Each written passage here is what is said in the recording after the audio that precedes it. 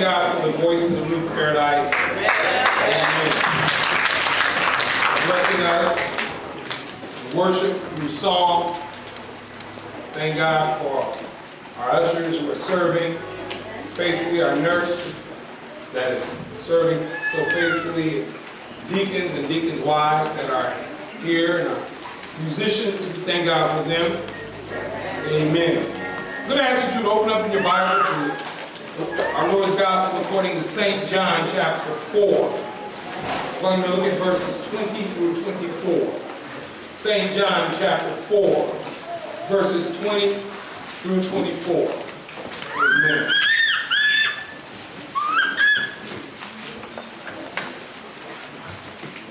St. John chapter 4, verses 20 through 24. Amen. I'm going to ask that you finally please stand on your feet. If you're able to, do so. Amen.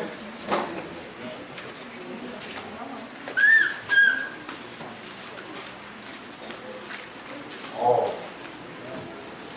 When you find it, please say amen. Amen. It reads, "Our fathers worshipped in this mountain, and ye say that in Jerusalem is the place where men ought to worship. Jesus saith unto her, Woman, believe me, the hour cometh when ye shall neither in this mountain nor yet at Jerusalem worship the fathers. Ye worship ye know not what. We know what we worship, for salvation is of the Jews. But the hour cometh, and now is, when the true worshipers shall worship the Father in spirit and in truth. For the Father seeketh such to worship him. God is a spirit, and they that worship him must worship him in spirit and in truth." Amen.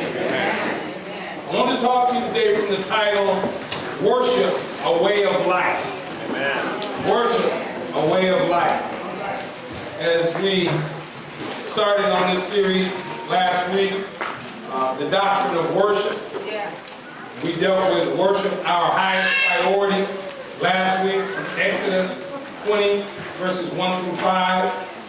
Today we're going to pick up, as you just read, John chapter 4, verses 20 through 24. Worship, a way of life. Contrary to what a lot of people believe, they think worship is only what you come on Sunday to do.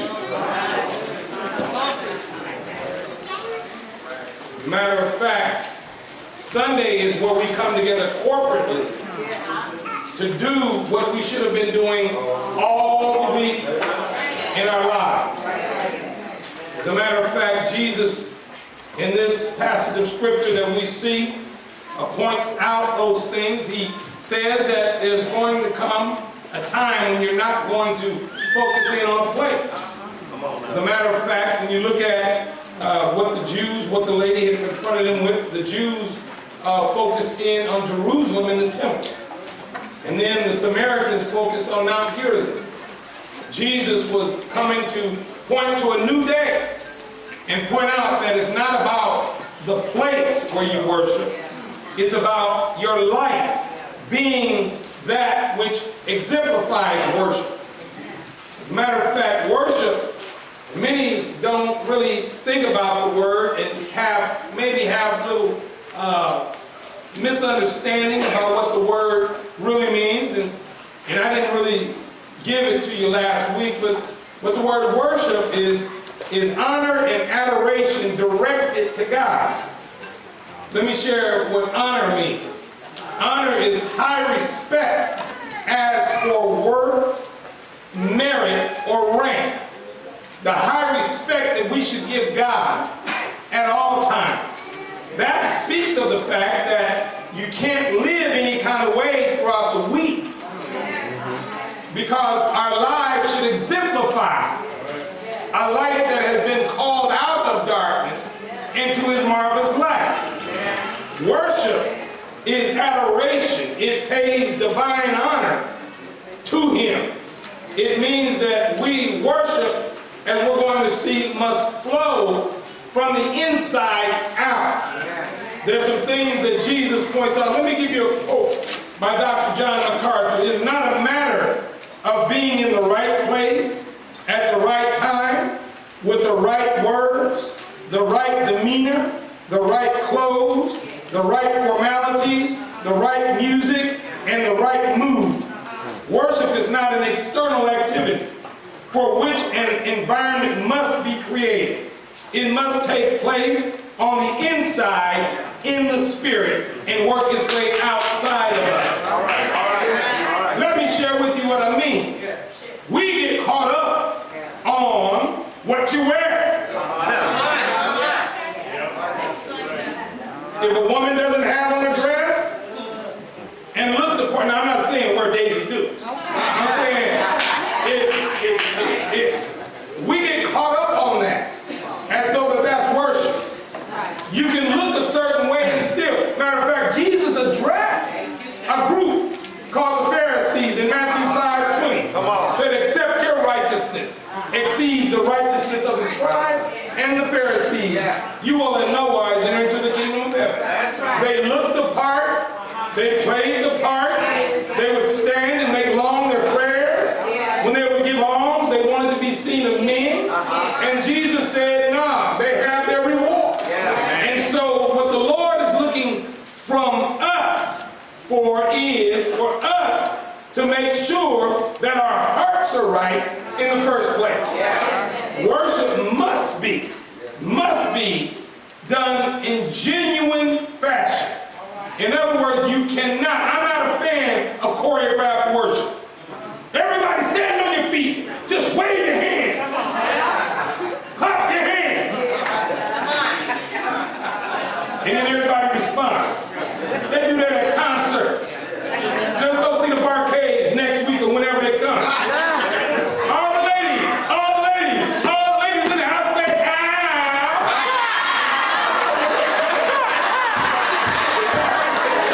See, that's choreographed. That's choreographed. Just wanted to lighten the load. You guys had your worship face on.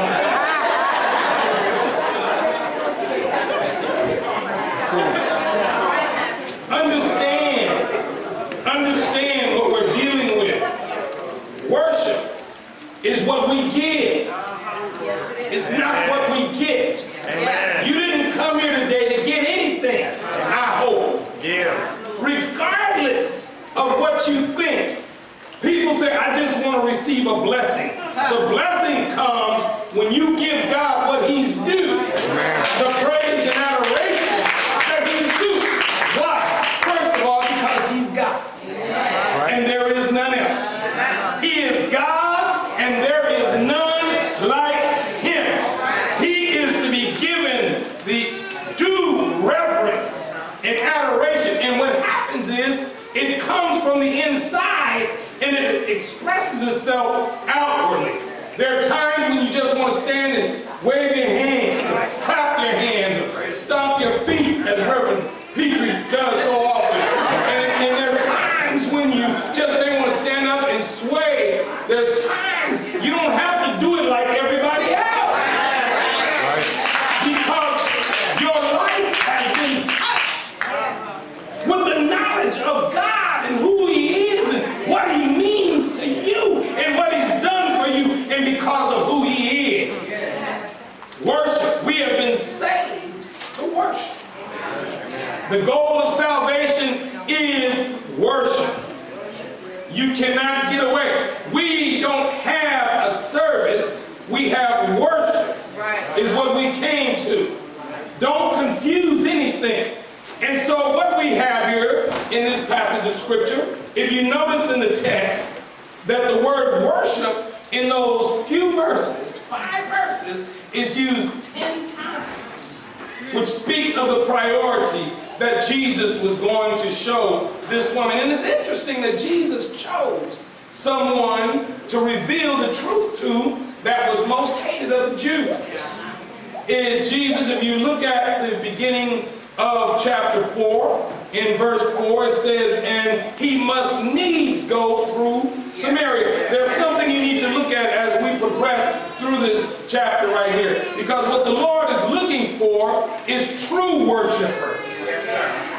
Now, if Jesus said, for the Lord is seeking true worshipers, that must mean that he wants to clear up some things and show that there's some false worship. Yeah. Now the question you got to ask yourself, is my worship of him genuine? Yeah. Is it real? Or do I just go along because I've been a part of the church for so long? And I know that this is the way we do it over here. This is the way in the Baptist church we do it. Or is it because my heart is genuinely reaching out to God in expressions of adoration and praise? All right? Not because I know when to clap. Because sometimes I don't clap. And you want to see me not clap is when somebody say, everybody need to clap their hands. I sit there even firmly, no. Because you don't make me clap my hands. If I don't clap my hands, don't mean that I don't know who Jesus is. Oh, if you feel it, you need to stand on your feet. No, you need to do what you came up to do. And sing the song and be quiet after that.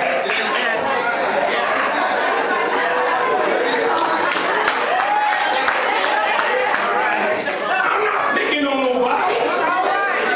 When they get happy, they get happy. I want them to get happy.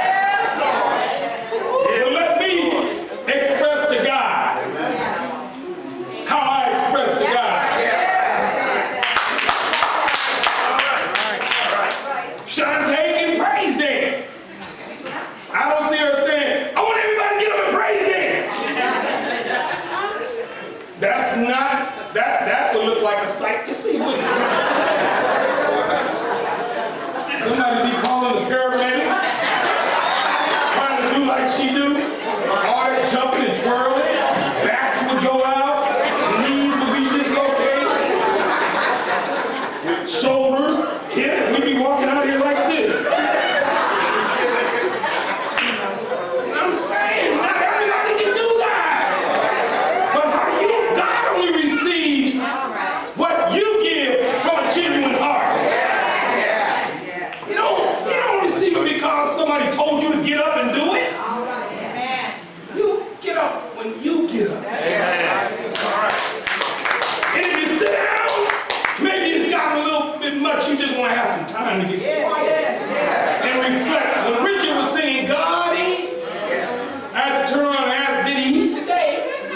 If he took his medicine, because he has a tendency to take his medicine and not eat, and then get to singing, and we think you're really getting caught up, and he's about to pass out.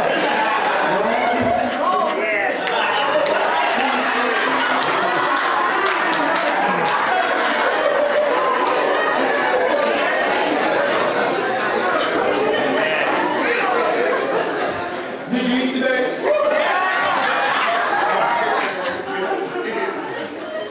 And I was just reflecting on the phrase God is. Yeah, he is the joy and the strength of my life, but because God is, it's in him that I live and move and have my being. It's in him that I have, A.T. said something at the time before he prayed, is that we can have some ups and we can have some downs, but we still have peace. We still have joy. That's because God is. He's the one constant there is in life. Therefore, that's why I can reflect on him as being who he is. And therefore, it's up to us to understand that when we come together corporately to worship, that we come in and of ourselves to worship him, that you worship him the way you worship him. I'm not trying to do like Reverend Davidson. You don't see me up here shedding tears. Not that there's anything wrong with that, but I'm not trying to copy him. I'm not trying, you don't see me up every time Petrie go, I'm not trying to do that either. That's what Petrie does. I'm not trying to do like Sister Nadine Jackson, standing up with a tambourine. That's what Nadine Jackson, we don't all have tambourines in here, do we?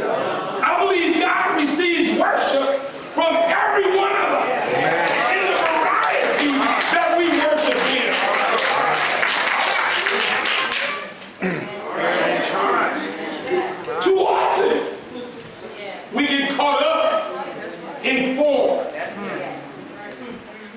Some days the Lord wants us to come and hear. And not do a lot of running. He wants us to come some days and maybe just wave our hand. I'm talking about individuals. I'm not talking about everybody at the same time. I'm talking about where we are with the Lord. Maybe the Lord wants us to meditate on His goodness, His loving kindness, His mercy. That's right. Anybody know what I'm talking about when it comes to mercy? Think about how we've just been the most wretched throughout the week, and His grace kept us and brought us here in the midst of us not even being worth it, and we're able to come together to worship Him in spirit and in truth. And then you don't run out and say, well, you know, they're not doing it right. No, because I'm not jumping like you. Come on. So Jesus wanted to show, He wanted to usher in something. I'm gonna walk through this. It says that they had left Judea and they were going back up north to Galilee. And in between there's a region called Samaria. Yes. Now the Samaritans were half-breed Jews. Yes. And it happened, you find it in 2 Kings 17, where after the northern kingdom had been deported, the Assyrians left a group of Jews there. They were the ones that were not noble. They were the weak ones. They were not much of anything. And then they imported in some pagans, and they began to intermingle and marry. And so they produced a half-breed race of people. And the Samaritans, the Jews that had intermingled, they wanted to hold on to their Jewish identity, and also they wanted to have their paganistic identity, and they put the two together and they call that syncretism. It's when you bring together that which is right and you intermingle in something, and they call that worship. The thing about the Samaritans is that the Samaritans only accepted the first 5 books of the Bible, the Pentateuch.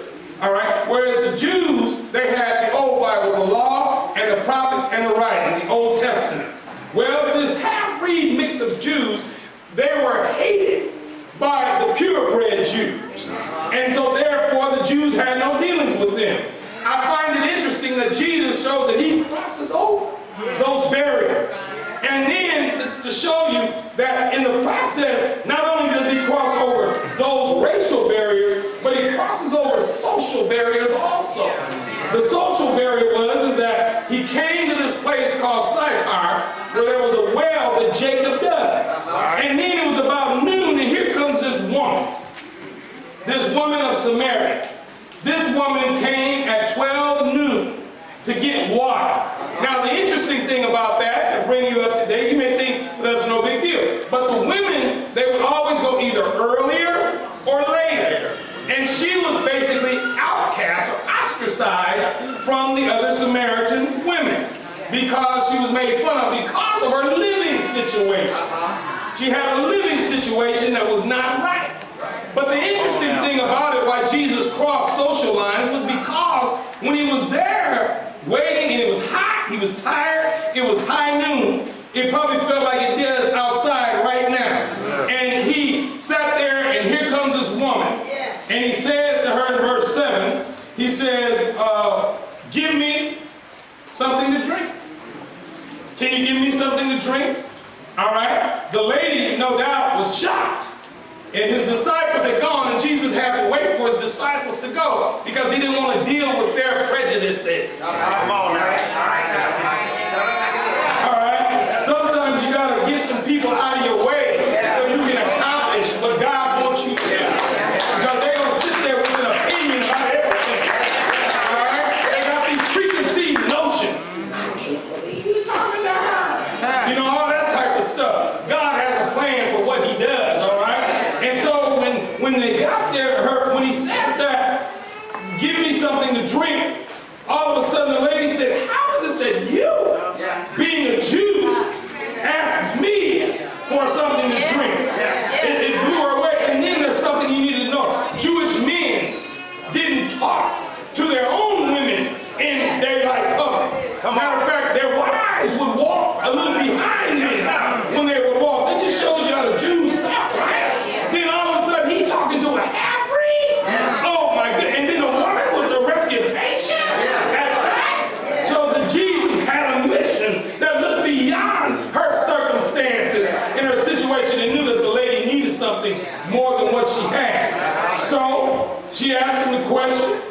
said, seeing that the Jews have no dealings with the Samaritans. Verse 10 says, Jesus said, if you knew the gift of God and who it is that says to you, give me something to drink, you would have asked of him and he would have given you living water. She went from being, if you notice this, that how is it that you, she didn't even address him, but notice how she addressed him. She said, sir, you have nothing to draw with. See, when he said living water, caught her attention. Why? Because she was going there every day to get water. And she was going by herself. She was ostracized. People didn't want to deal with her because she had previously 4 or 5 dozen. And now she was shacking up with the man. And so they were talking about her at that point. And so she said, he revealed himself a little bit to her, and she said, sir, you have nothing to draw with. And the name sir is what we get the name Lord. It's the word kurios. But it's high respect. Her respect level went up a notch for Jesus. She went from being surprised to having some respect. Wait a minute, you took time to talk, and then you told me about living water? All right? People don't know how much you know until they know how much you care. All right? And so when you look at that, and then he said, look, she said, you don't have anything that I can draw it out with, and the well is deep. And where is this living water? Where is the living water? I want to see that living water. And are you greater than our father Jacob, which gave us this well, and he drank thereof himself and his children and his cattle? Now she says, now wait a minute, there's something about you. As she esteemed Jacob, she knew something about the Old Testament because she knew the first 5 books of the Bible. And then from knowing those first 5 books, she knew that Jacob also dug that well there in that region, all right? And then from there, Jesus said, look, I want you to understand something. When she asked, are you greater than our father Jacob? Jesus didn't even address that issue. He said, whoever drinks of this water will thirst again. He keeps drawing her in closer and closer. He said, but whosoever drinks of the water that I shall give him shall never thirst. He was speaking spiritual, but she was thinking physical. But the water that I give him shall be in him a well of water springing up into everlasting life. He hit it spiritual. She was thinking physical and natural. Then the woman, she got a little more excited, and she was thinking natural. She said, sir, give me this water that I thirst not, neither come here to draw again. All right. Then Jesus had to pull her in and show her, because I used to think this was out of place. He was trying to reach her spiritually to get her to see something. He said, I need you to go call your husband to come here. Now this points out something to the woman, because Jesus never saw her before, or she never saw Jesus before either. All right? Then all of a sudden, you know, that freaks somebody out, right? When somebody call your name, you never saw him before. It happened at the parent-student convocation in San Diego State. There was this young black girl that was working, and she forgot she had on a name badge. I said, Jasmine, could you hand me a program?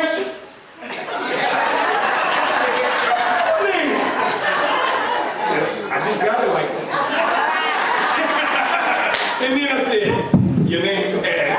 She said, oh, you freaked me out. Sometimes I said, Lord, let me just do that. But he know I would mess that up. He know I'd use it, I'd abuse it. And stuff, I'd be telling you what you thought. Oh, you think that, do you? Oh, yeah. Oh, what are you talking about in your mind, Sister So-and-so? I would just put you on Front Street every day.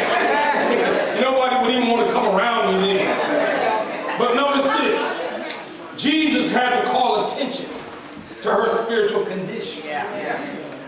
Notice how she answered. The woman answered and said, I don't even have a husband. Jesus then told her, you have told the truth. She said to her, you have well said you have no husband. Then this really will freak her out. And you've had 5 of them. And he whom you now have is not your husband. In that you said true. What you said is true. The woman then said, sir, I believe you're a prophet. Okay, I perceive that you're a prophet. Now she moves to the question that she had pertaining to worship.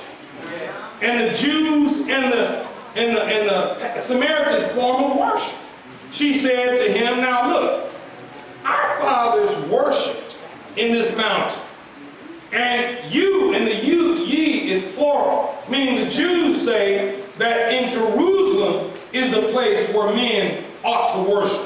Now what she was doing, and Jesus was drawing it out of her, and he was going to tell her that there's a new era dying. And this new era that's coming on is you're focused in on place of worship, where you go to worship. He's saying, I'm getting ready to change it from a place where you go to a lifestyle of worship, where your whole life is characterized by worship. It's who you know that you will give homage to, and you will reverence, and you will adore, and it will be a part of your life forever. It's until the day you die. He said, Jesus said unto her, he said, woman. Now, Valerie brought something out to me earlier this last week, that when Jesus addressed somebody as woman, it sounds, in our vernacular, it sounds like he's being disrespectful. Like a woman. Okay, he wasn't doing it because our language is limited compared to the Greek language. And what he was really saying, he was being very kind and he was being respectful to her. He said, woman, believe me, the hour comes when you shall neither in this mountain nor yet at Jerusalem worship the Father. Look at what he said. I'm letting you know that in this mountain or at Jerusalem. So the Jews, where they're worshiping, it's not coming, it's not right. And in this mountain where you're worshiping is not right. Now, there was a thing about the Samaritans. I told you that they only saw the first 5 books of the Bible. They threw out all the rest. Genesis through Deuteronomy. And so, but the Jews had the whole Bible. Now, what Jesus was showing you, when you do some research, the Samaritans' worship was more spirited than the Jews. Okay, but they weren't worshiping right. It wasn't acceptable worship because they didn't have all of the scripture. And they blended in their worship paganism. So Jesus was pointing out, and let me see if I can make present day application. We could come and get so worked up. For what? And if Jesus is not at the forefront of our worship, we're just making noise. Right. You guys hear what I'm saying? You guys, young people, you hear what I'm saying? Amen. There comes a place in time. It's not about the beat, everybody. It's all right. Amen. It's all right. I need to park here for a minute. We have a tendency to think that we can change the words of secular songs to put Jesus in it a little bit. And it's going to make it all right. I got news for you, because you're thinking about the beat and the bop that you're doing. And you're not really thinking about Jesus in the first place. It's how you reverence and give to him what he's due. If there was no music, you should be able to do the same thing and not need a beat to draw you in. If he is who he is, you would give him the praise that he's worthy of without a beat. I hope you hear what I'm saying. Come on. One day I'm just going to tell Billy, don't play. And watch the faces. Something wrong, Billy not playing. I just want to come and sit there. And the choir, I always stand them up, and she do.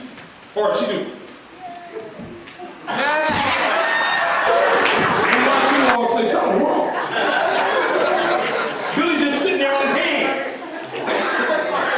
Now see, you're too focused on something other than who you should be focused on.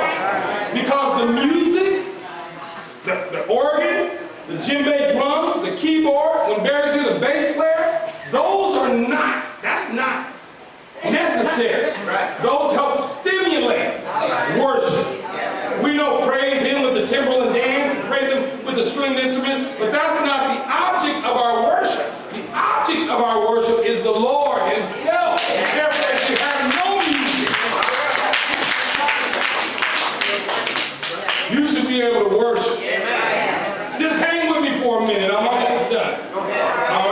some things I got to get out for us to see, because God wants us to be true worshipers. When you look at this, okay, so now the Jews had all of Scripture, but what happened with them is they became so orthodox.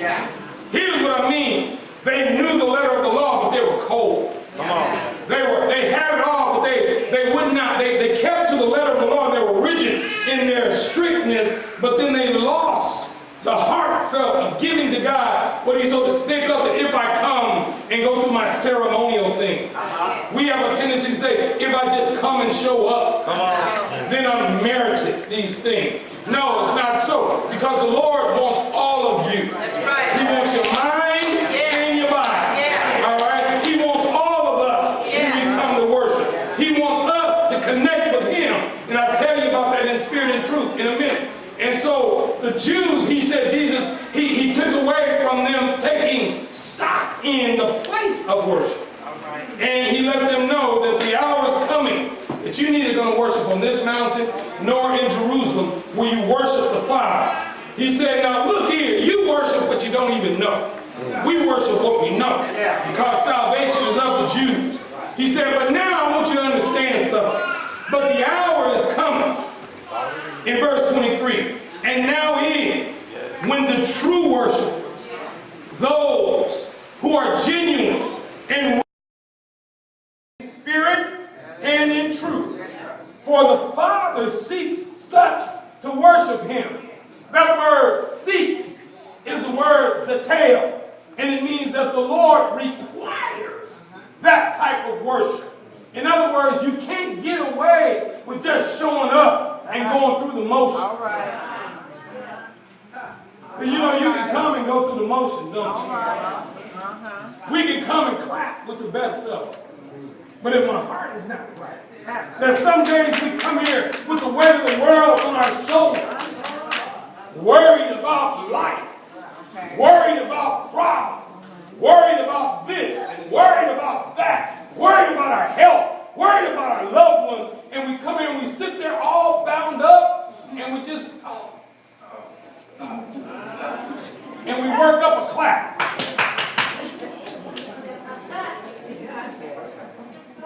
We even shed a tear or two every once in a while. And the thing that gets me, and please, pardon me. And if you don't, I'm going to say it anyway. I can't understand why when music is playing, God is, or whatever, them songs that kind of grip you emotionally, why you shed a tear every time? And then when the word of God is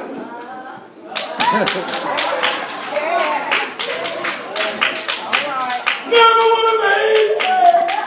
You start reaching for Kleenex.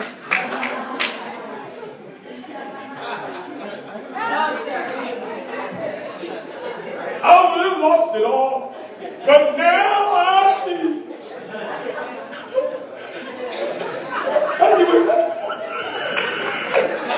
There for me. I'm stronger. I'm wiser. I'm better. And we just be shedding tears. But when Jesus gave His life so that you wouldn't have to die. And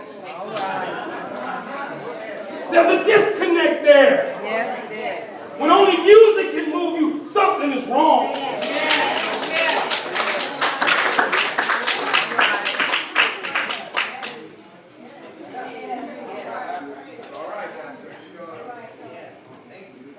Telling you the truth.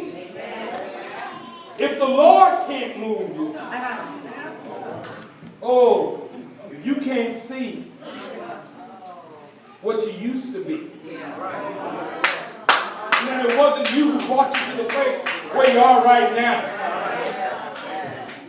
If you can't see, let me brag on Sean a minute. She got a testimony to tell everybody. That's why when Janet was singing, I got a testimony.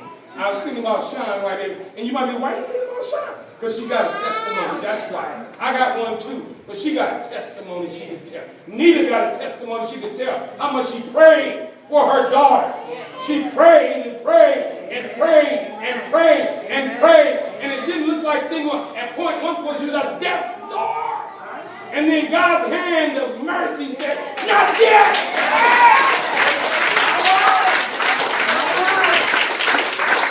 And God made a way so that she could come to a saving knowledge of who he is. Therefore, when this girl cries right after prayer, she was sitting over there crying. Didn't need no music because she connected to the master. That's what I'm talking about.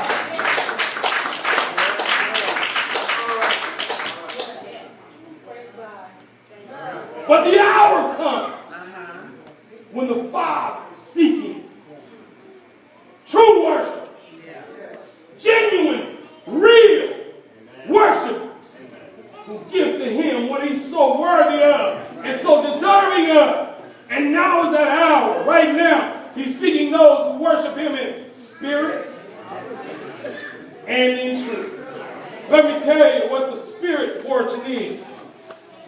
Martin Luther, the great reformer, said that the word spirit, pneuma, is the highest and noblest part of man, which qualifies him to lay hold of incomprehensible, invisible, and eternal things. In other words, here's what it means, that when I'm sitting there because I've been born again, and when truth is being proclaimed, that I can comprehend what has taken place inside of me.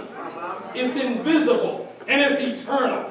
And I connect with the Father because my spirit has been made alive. And therefore I know spiritual things. 1 Corinthians 2:14 says, the natural man receiveth not the things of God, for they are spiritually discerned, and neither can he know them. But let me tell you something, when you've been born again, you know spiritual things because they come from God. He goes on and says, we have the mind of Christ. That means we connect together.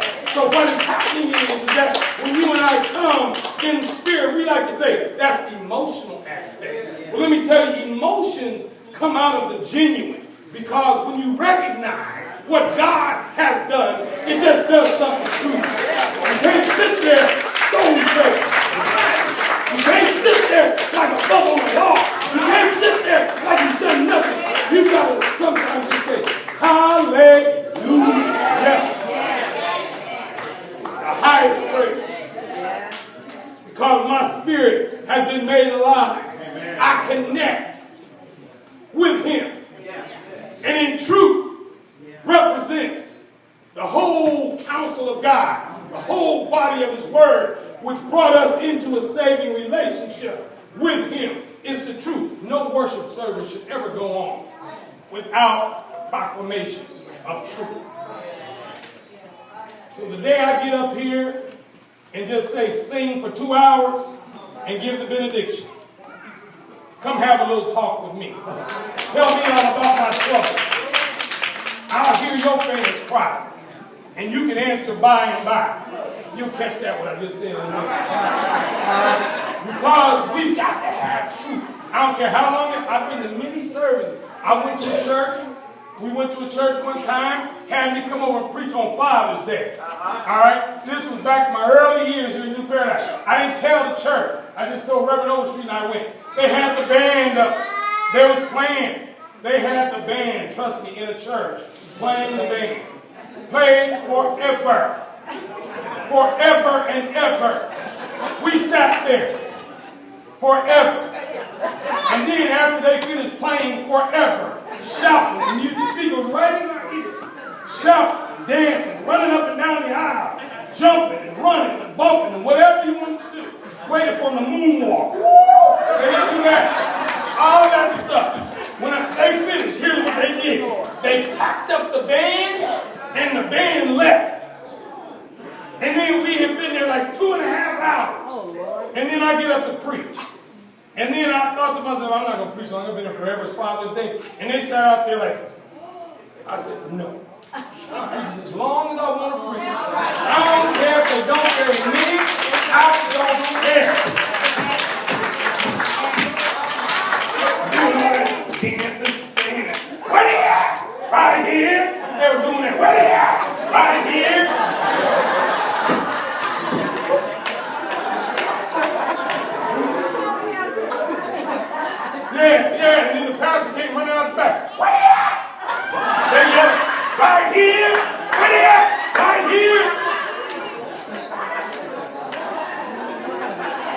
I was wondering where they were too.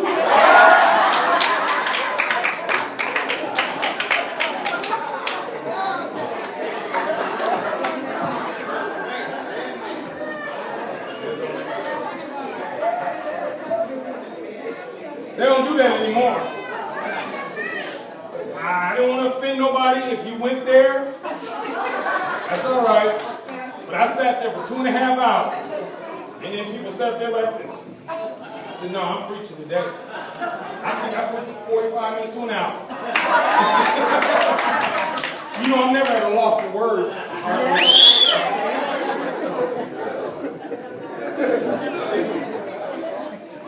And Jesus, look at this. So in spirit and in truth, said, for the Father seeks to worship him. Then Jesus goes and he says this. God is a spirit. Now what that literally means is that God has no form at all. He has no material form. He possesses all of the universe. He fills everywhere. So the reason why Jesus said that is because you don't have to go to a place, because God is already there where you worship. That's why he's seeking us to have a way of life as worship. Wherever we go, he's there. Dr. Robert Smith, who's a professor at Beeson University, he tells the story that his grandmother, and I've shared this with you, she had no formal theological training, but yet she knew some theology. She said God is so big that if he were ever to go someplace, he'd bump into himself. She knew some things, right? Because God is everywhere. So God is a spirit, and our spirit connects with him because he's here right now. Just like he's over at Baby, just like he's over at Mount Erie, at True Vine, over at every place else. And he's also in some houses where people are. He's also at the ball field where people are. He's also at the football stadiums all across this nation right now because he's everywhere. The Bible says that the heavens cannot contain you. The heaven of heaven cannot contain you. That's how big God is. So God is a spirit, and they that worship him, they that fall down before him, they that give unto him reverence and adoration must, it is necessary, if you want to rightly worship, must worship him in spirit and in truth. That's what it's all about. You and I have to become people who have a way of life of worship. When we leave here, I said it last week, worship just begins. When you're at the mall, you ought to be worshiping, thanking God that you got some money to buy you what you need and what you want. When you drive in your car and it may be putt along, thank him that it can still putt along, because it didn't have to putt along if you're at the bus stop and you got a bus pass. Thank him for the bus pass to get you from here to there. Oh, let me tell you something. If you got one room to live in, thank him that you're not living on the street. Worship the King. Tell him how wonderful he is. In your prayer, take some time to just say, Lord, there truly is none like you. Lord, you don't even have to say it eloquently. Lord, I just look at you and you amaze me. You are great, grand, and glorious. There truly is not anybody like you, because you looked at my stupidity and you said, look, I'm going to hold back. I'm going to hold back. And you've given up, you've not done stuff to me many times as I've been messed up. Stuff I said I wasn't going to do. And you patiently waited and made me do what I said I wasn't going to do. You some kind of God. I can't serve nobody else but you, because you're good to me, Lord. You're better than I am to myself. I got a nerve sometimes to act stupid, but yet your mercy says he's a fool. I'm going to withhold from him. Oh, Lord, I open my mouth too much and say some things to people in such a smart way, or I get kind of what I feel is I get kind of impatient Yeah. with their responses sometimes to certain things. And I'll say it in such a way that will kind of cut them a little bit. And that's wrong. But then the Lord convicts me and I'll come back to you and say, you know what? I'm sorry. I'm sorry for opening my big mouth and saying, see, that's all about ability and doing what you need to do. And so you and I need to worship Him wherever we are. When we walk down the street, you got strength in your limbs. Come on.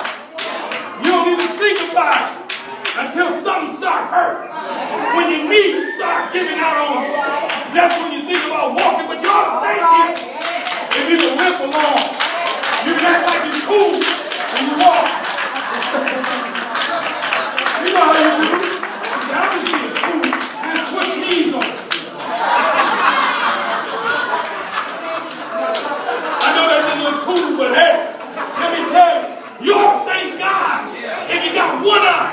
Thank Him for the one that can see. If you got one ear, thank Him for the one that can hear. If you got no ear, thank Him for your eyes that you can see. Thank Him for your fearfully and wonderfully made. Our God. God is. God is. God is. God is. The joy and the strength of my life. He moves all things. Needs to be. He promised to keep me, never to leave me. I never ever come short of His word. I better fast and pray. Say, ain't never live my life every day. I'm going to go with Him when He comes back. I've definitely come too far, and I'm not going to leave.